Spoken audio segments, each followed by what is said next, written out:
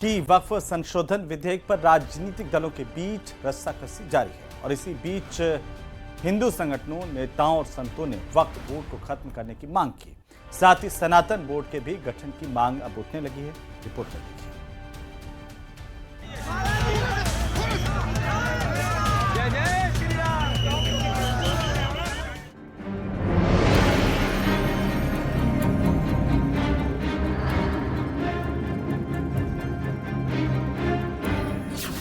वक्फ board को लेकर सियासत हाई।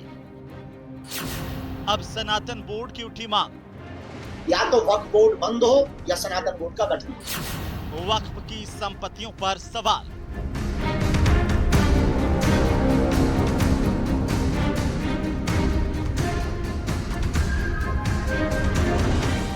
अपने बयानों को लेकर चर्चा में रहने वाले बागेश्वर धाम के पीठाधीश्वर पंडित धीरेन्द्र कृष्ण शास्त्री एक बार फिर सुर्खियों में है। वजह है उनका सनातन बोर्ड को लेकर दिया गया बयान।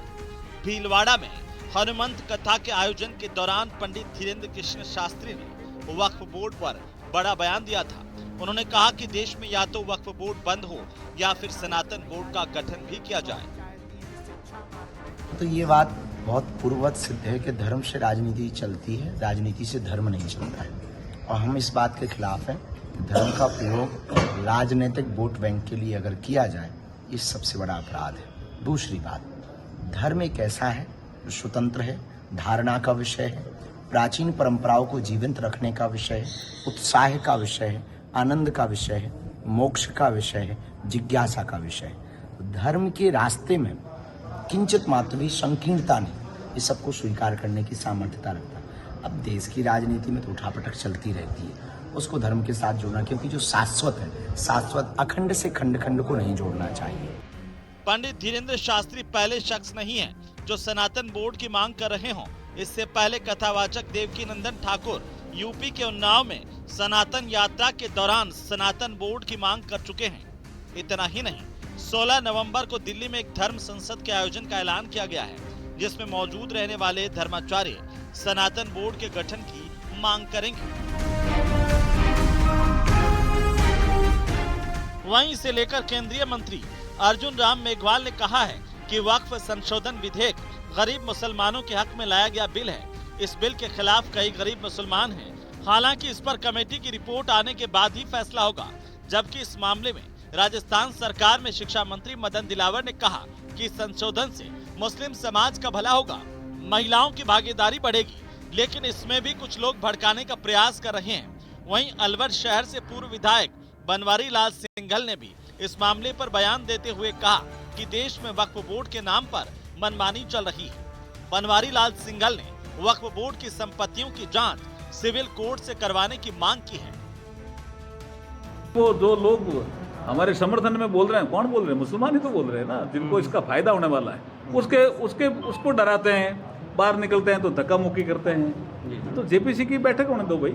जेपीसी में सभी दलों के लोग हैं, तो जेपीसी के सदस्य तय करेंगे, उसके बाद हमारे संसद में आएगा। निश्चित रूप से वक्फ अमेंडमेंट बिल गरीब मुसलमानों के हित में लाया गया बिल है और मोदी जी का ये बहुत बड़ा सुधारवादी कदम है। चाहे वो शादी का कार्यक्रम कर ले, चाहे कोई उनका धार्मिक कार्यक्रम कर ले, और वो जाकर के वक्फ रजिस्टर में लिख दे, वो मैंने कार्यक्रम किया था इसलिए ये वक्फ की जमीन हो गई। ऐसे हजारों लाखों करोड़ों की जमीन को वक्त में लूट लिया है। आज सबसे ज्यादा देश में कई जमीन है तो वक्फ बोर्ड के पास है। कहां से? इनके बाप से कमा के लाए थे क्या? इनके दादा ने खरीदी थी क्या? इनके बाप की जमीन है क्या? ये हिंदुस्तानियों की जमीन है, हिंदुस्तान की जमीन है। ये हिंदुस्तान की कृपा है कि जब आप इस्लाम को लेकर के आए थे तो उन्होंने आपको जगह दी थी। इसका मतलब ये नहीं है कि आप हिंदुस्तान को रोने लग जाओ और हिंदुस्तान की जमीनों को जिहाद के नाम पर लूटने लग जाओ। अब ये नहीं चलेगा, नहीं चलेगा। देश में वक्फ संशोधन बिल को लाए जाने की बहुत बड़ी आवश्यकता है। ये देश की आवश्यकता है, क्योंकि वक्फ कानून 1956 में बना है। 1956 में जो संपत्ति वक्फ को दी गई थी, उन सारी संपत्तियों के बाद हजारों लाखों संपत्ति, लाखों करोड़ रुपए की वक्फ के पास कहाँ से आई? क्योंकि देश में कानून में ये प्रावधान है कि किसी के पास कोई संपत्ति अगर आई है तो उसके प्राप्त होने का सोर्स होना चाहिए। वक्फ कानून में जहाँ भी इनको जचा वक्फ बोर्ड को इनके लोगों ने कहीं भी उठाया, कोई बोर्ड ले जाकर लगा दिया, उस संपत्ति के खिलाफ जब वो मालिक जाकर कोर्ट में जाता है तो वहाँ पता लगता है कि वक्फ न्यायालय में ही उसकी सुनवाई हो रही है।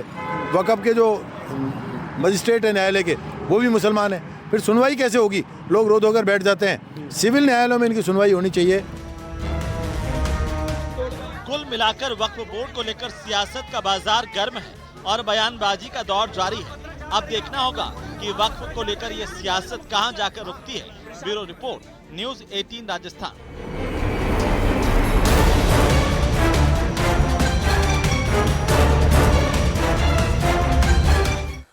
तो चलिए अब देखते हैं कि बाबा बागेश्वर का पर्चा आखिर निकला तो क्या निकला। भीलवाड़ा में बागेश्वर धाम के पीठाधीश्वर पंडित धीरेन्द्र कृष्ण शास्त्री की हनुमंत कथा में भव्य दिव्य दरबार का आयोजन किया गया।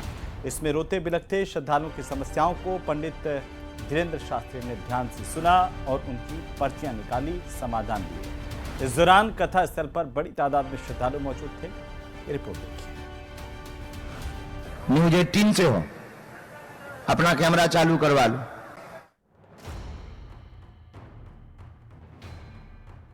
भीलवाड़ा में दिखा बाबा बागेश्वर का चमत्कार। 6 साल से तैयारी कर रही, जॉब चाहती हैं, शिक्षा मार्ग में निरोगी रहें, आशीर्वाद। दिव्य दरबार में समस्याओं का समाधान। संपत्ति के बंटवारा का कृपा हो जाएगी, निपट जाएगा, वह संपत्ति का बंटवारा हो जाएगा, बहू बात मानेगी, घुटना व शरीर पीड़ा ठीक हो जाएगी, चिंता ना करें, आशीर्वाद है। न्यूज़ 18 संवाददाता को बाबा ने मंच पर बुलाया। जो हम कर रहे हैं कि पिछड़े और बिछड़े लोगों को मंच पर ला रहे हैं, वही आज पत्रकार महोदयों ने किया। इनको ताली बजाकर धन्यवाद दो।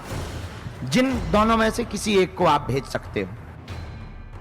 पर्ची निकालकर चमत्कार करते बाबा बागेश्वर को अक्सर देखा गया है, लेकिन इस बार न्यूज़ 18 संवाददाता राहुल कौशिक ने उनके चमत्कार को करीब से देखा। न्यूज़ 18 से हो, अपना कैमरा चालू करवा लो। अभी तक हम जिन्हें बुला रहे, हो सकता हमने उनका पता कर लिया हो। हमने अपने दरअसल भीलवाड़ा की छोटी हरणी में बाबा बागेश्वर धाम सरकार पंडित धीरेन्द्र कृष्ण शास्त्री ने दिव्य दरबार लगाया है, जिसमें हनुमंत कथा का आयोजन हो रहा है।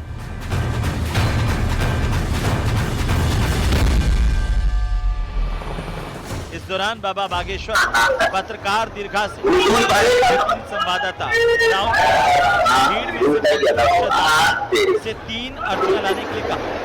न्यूज़ 18 से अपना कैमरा चालू करवा लो। अभी तक हम जिन्हें बुला रहे, बाबा धीरेन्द्र शास्त्री की आज्ञा मिलने के बाद न्यूज़ 18 संवाददाता भीड़ से 3 लोगों को बाबा के मंच तक लेकर पहुंचे। हालांकि मंच पर पहुंचने से पहले उन्होंने तीनों श्रद्धालुओं से उनकी परेशानी पहले ही जान ली, ताकि चमत्कार की सच्चाई को पहचाना जा सके। बाबा का दरबार सजा है, धीरेन्द्र कृष्ण शास्त्री आज दिव्य दरबार लगा रहे हैं और देखिए कहीं ना कहीं जो चमत्कार है उसको देखने के लिए भारी संख्या में लोग पहुंचे हैं यहाँ पर। और 3 लोगों की अर्जी, पत्रकारों को कहा गया 3 लोगों को लाया और हमें ये मौका मिला है। बात करते हैं इनसे, इनकी क्या समस्या है और क्या इनके पर्चे में निकलता है, क्या क्या समस्या है। नहीं सर, मैं गवर्नमेंट एग्जाम की तैयारी कर रही हूँ काफी टाइम से, तो ना तो वो लग रही, मेरी एज होती जा रही है, 33 एज है। एंड प्राइवेट में भी मैंने मार्च से कोर्स किया है, बट जयपुर में मुझे जॉब वगैरह नहीं आ रही, इसमें तो बहुत ज्यादा हो रहा है मेरी लाइफ में, तो मुझे समझ में नहीं आ रहा।